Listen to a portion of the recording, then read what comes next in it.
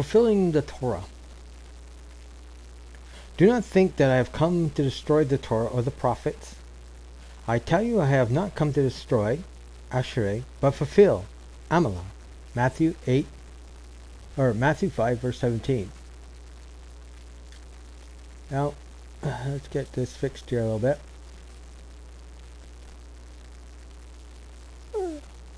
Excuse me while I adjust this camera. How to waste time when you only have 10 minutes on YouTube.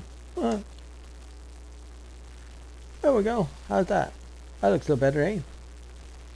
And, it's an absolute impossibility for the words destroying and fulfilling to be together. Mean the same thing. Torah to be, or to mean this, the text here is putting each almost in opposition to each other. And it just, and it really isn't, against each other. So if it isn't A and it's B, then B cannot be the same thing as A. Plain and simple.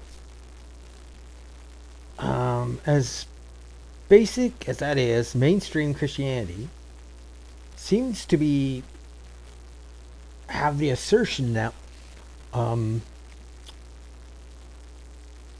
fulfilling Torah means that now it's abolished. When you look at the Aramaic term for fulfilling, the word is Amalah. A-M-A-L-A. And this is derived from milah, which means to be completed.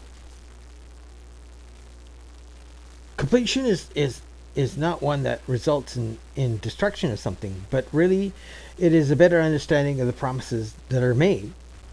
For example, here's a few verses from quote the New Testament, so that you might know that the fulfillment or the completeness, or the word there in Aramaic is damala, truth about the things you have been taught. Luke 1 verse 4. And the word became flesh and dwelt amongst us. The word here is we beheld his glory as the only begotten from the Father, Damalah, in grace and truth, from the very completion of what he has said.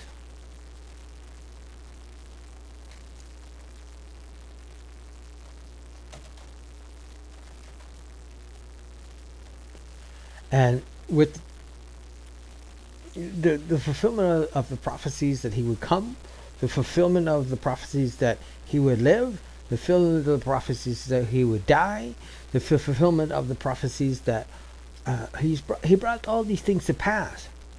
But it didn't discontinue anything in the advancement toward that which is yet to come.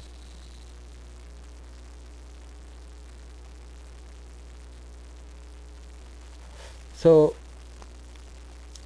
again, when you look at John 17 verse 8, it says, the words which you have given me, I have given them. And they received them, and they understood the Amalah. They understood them completely. They've understood to the fullness. Much like an architect who lays down a plan.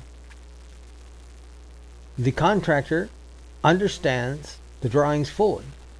Now, if you and I were to walk over, it just looks like a bunch of lines. But to a contractor, those lines represent where the concrete is, how thick the concrete is, where all the wires, where all the pipes go, everything, to the thickness and density of walls, to certain important safety features and factors that need to be watched out for in its construction of a building. When you look at the Old Testament, you see the word repeated again, like in 1 Kings chapter 2 verse 27, This establishes the interpretation of the word. So Solomon dismissed Abiathar from being a priest to Yahweh in order to fulfill Mali, and the word of Yahweh which he had spoken of in Eliah Shalom.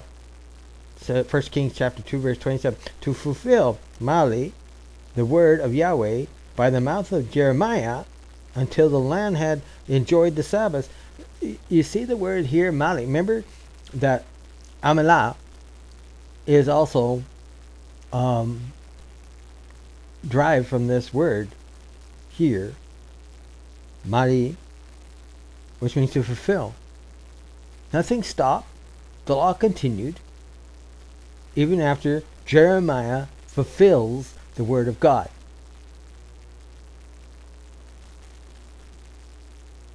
It is the exact word that Yeshua used, but with slight dialectical difference in accent. As you can see here, nowhere in any of the contexts that I've quoted does the command pass away. It continues.